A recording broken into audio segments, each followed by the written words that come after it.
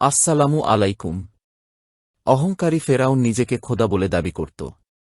মহান আল্লাহ তায়ালা তাকে ধ্বংস করে দিয়ে প্রমাণ করে দিয়েছেন যে সবচেয়ে বড় খোদাকে। প্রিয় দর্শক, ফেরাউন মিশরের এমন একজন বাদশা ছিল যে নিজেকে খোদা বলে দাবি করত আর মানুষকে জোর জবরদস্তি করে নিজের পূজা করাত এবং বনি ইসরায়েল সম্প্রদায়ের উপর জুলুম নির্যাতন করত।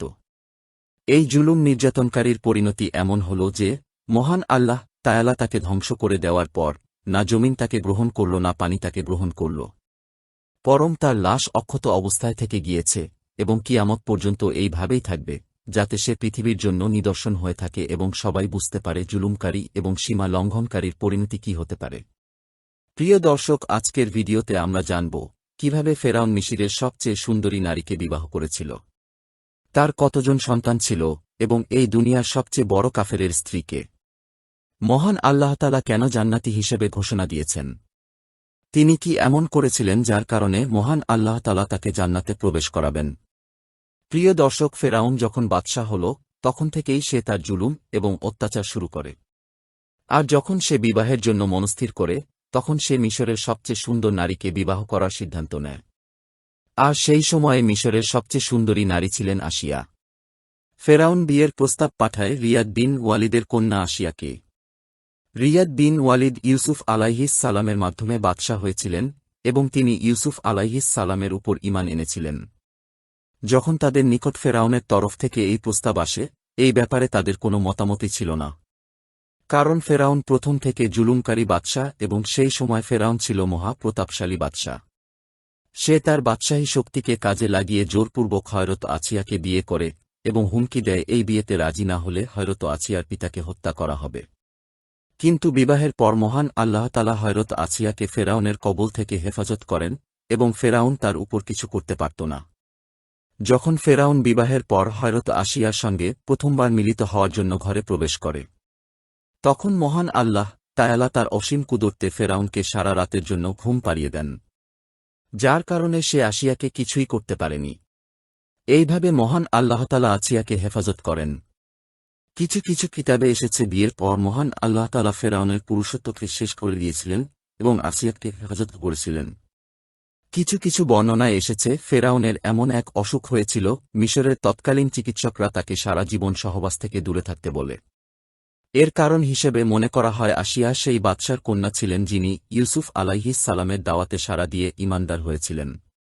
আর হযরত আসিয়া ছিলেন অত্যন্ত নেক এবং পরহেজগার বান্দা। এইভাবে মহান আল্লাহ তাআলা হযরত আসিয়াকে ফেরাউনের নাপাক স্পর্শ থেকে হেফাজত করেন। চলুন এবার আমরা জেনে নেই ফেরাউনের কতজন সন্তান ছিল। এক বর্ণনায় পাওয়া যায় ফেরাউনের এক কন্যা সন্তান ছিল, কিন্তু ফেরাউন এই কন্যা সন্তানের জন্মদাতা ছিলেন না। সে এই কন্যাকে কারো কাছ থেকে নিয়ে এসে পালন করত। যেহেতু মহান আল্লাহ তাআলা আসিয়াকে ফেরাউনের নাপাক স্পর্শ থেকে হেফাজত করতেন, তাই তাদের কোনো সন্তান ছিল না। প্রিয় দর্শক, এবার আমরা বলব মহান আল্লাহ তাআলা কেন আসিয়াকে জান্নাতি নারীর মর্যাদা দিয়েছেন এবং সে কি এমন আমল করেছিলেন যার কারণে মহান আল্লাহ তাআলা একজন কাফেরের স্ত্রীকে জান্নাতে দাখিল করবেন। একদা ফেরাউন একটি স্বপ্ন দেখল বনি ইসরায়েলের নিকট থেকে একটি আগুনের গোলা এসে তার সমস্ত রাজ্য জ্বালিয়ে পুড়িয়ে ধ্বংস করে দিচ্ছে। ফেরাউন তৎক্ষণাৎ স্বপ্ন ব্যাখ্যাকারীদের কাছ থেকে এই স্বপ্নের ব্যাখ্যা জানতে চাইল। স্বপ্ন ব্যাখ্যাকারীরা এই স্বপ্নের ব্যাখ্যায় বলে, বনি ইসরায়েল থেকে এমন এক পুত্র সন্তানের জন্ম হবে যে তোমার রাজ্যকে শেষ করে দেবে এবং তোমার পতন ঘটাবে। এই ব্যাখ্যা শোনার পর ফেরাউন আদেশ দিল বনি ইসরায়েলে যখনই কোনো ছেলের জন্ম হবে তখনই তাকে হত্যা করা হবে। যখন হযরত মূসা আলাইহিস সালামের জন্ম হয় তখন তার মা সিন্দুকে করে হযরত মূসা আলাইহিস সালামকে নীলন্দে ভাসিয়ে দেন। মহান আল্লাহ তাআলার কুদরতে সেই সিন্দুক ভাসতে ভাসাতে ফেরাউনের দরবারে নিকট পৌঁছে যায়। যখন এই সিন্দুক আসিয়া দেখতে পায় তখন আসিয়া এই সিন্দুকটিকে খুলে এর ভেতরে একটি অপূর্ব সুন্দর বাচ্চা দেখতে পায়। এই বাচ্চাটিকে দেখে হযরত আসিয়া অত্যন্ত খুশি হলেন। তিনি এই বাচ্চার নাম রাখেন মূসা। যখন হযরত আসিয়া এই বাচ্চার নুরানি চেহারার দিকে দেখেন তখনই তাকে নিজের পুত্র হিসেবে গ্রহণ করে নেন এবং তিনি ফেরাউনকে বলেন, এই বাচ্চা তোমার এবং আমার চক্ষু শীতলকারী হবে, একে হত্যা করো না। সেই সময় ফেরাউন বলে, তুমি এই বাচ্চাটিকে নিজের কাছে রাখতে চাইলে রাখতে পারো, এতে আমার কিছুই যায় আসে না। রাসূলুল্লাহ সাল্লাল্লাহু আলাইহি ওয়াসাল্লাম বলেন, আসিয়ার মতো ফেরাউনও যদি বিশ্বাস করত এই বাচ্চা তার চক্ষু শীতলকারী হবে, মহান আল্লাহ তাআলা তাকে হেদায়েত দান করতেন। হযরত আছিয়ার মতো ঈমানের উপর রাখতেন। কিন্তু ফেরাউনের নসিবে কোনো হেদায়েত ছিল না, যার কারণে এই ব্যাপারে তার কোনো পরোয়াই ছিল না। হযরত আসিয়া বিবাহের পর থেকেই ফেরাউনের অত্যাচার এবং সীমালঙ্ঘনকারীর বিরুদ্ধে পাহাড়ের মতো দাঁড়িয়েছিলেন।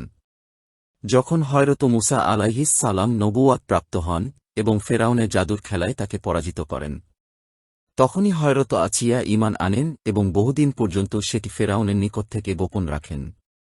কিন্তু ফেরাউন যখন নিজেকে খোদা বলে দাবি করে এবং লোকদের থেকে জোরপূর্বক তার সিজদা আদায় করতে লাগল, তখন আসিয়া সামনে এলেন এবং এই অন্যায়ের বিরুদ্ধে প্রতিবাদ করেন। যখনই ফেরাউন জানতে পারে তার স্ত্রী আসিয়া মূসা আলাইহিস সালাম এর খোদার উপর ঈমান এনেছে, তখনই সে আসিয়ার উপর জুলুম করা শুরু করে। কিন্তু ফেরাউনের এই জুলুমে হযরত আফিয়াকে তার ঈমান থেকে বিন্দুমাত্র সরাতে পারেনি। ফেরাউন বহুবার চেষ্টা করেছে যেভাবেই হোক আসিয়াকে এই ঈমান থেকে সরিয়ে এনে পুনরায় সেই কুফরি এবং শিরকের দিকে নিয়ে যাওয়ার, কিন্তু আসিয়া ফেরাউনের সেই সমস্ত প্রচেষ্টাকে ব্যর্থ করে দেয়। তিনি শুধুমাত্র এক আল্লাহ তাআলার নাম বলতে থাকেন এবং আল্লাহ তাআলার ইবাদতে মশগুল থাকেন।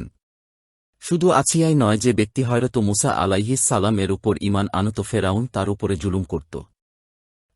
এক ব্যক্তি যাকে পবিত্র কোরআন শরীফে মুমিন আল ফেরাউন নামে অভিহিত করা হয়েছে, তাকে হযরত মূসা আলাইহিস সালাম এর উপর ঈমান আনার কারণে অত্যন্ত নির্মমভাবে হত্যা করা হয়। এটি দেখার পর হযরত আসিয়া আর চুপ করে থাকলেন না। তিনি দৃঢ়ভাবে এর প্রতিবাদ করেন। যখন ফেরাউন দেখল তার স্ত্রী তারই বিরুদ্ধে কথা বলছে, তখন তার ভেতরে প্রতিশোধের আগুন জ্বলে ওঠে আর হযরত আসিয়াকে অত্যন্ত কঠিনভাবে শাস্তি দিতে শুরু করেন। সে হযরত আসিয়ার 2 হাত এবং 2 পা এমনভাবে লোহার শিকলে আটকে দেয় যে তিনি নাড়াচাড়া করতে পারতেন না, তার বুকের উপর পাথর চাপিয়ে দেয় এবং গরম আগুনের উপর তাকে শুইয়ে দেয়। তাকে সকল প্রকার খাবার এবং পানি দেওয়া বন্ধ করে দেয়। এমন যন্ত্রণাদায়ক জুলুমের পরেও হযরত আসিয়া ঈমানের উপর অবিচল থাকেন। কোনো একটি বর্ণনায় আসে ফেরাউন হযরত আসিয়ার চামড়া পর্যন্ত খুলে নেন এবং তার পেটে একটি পাথর ভরে দেয়, যার কারণে হযরত আসিয়া শহীদ হয়ে যান। আর এভাবেই হযরত আসিয়া অনেক কষ্টদায়ক জুলুমের পরেও ঈমান হারা হননি এবং মহান আল্লাহ তাআলার উপর বিশ্বাস রেখেছিলেন।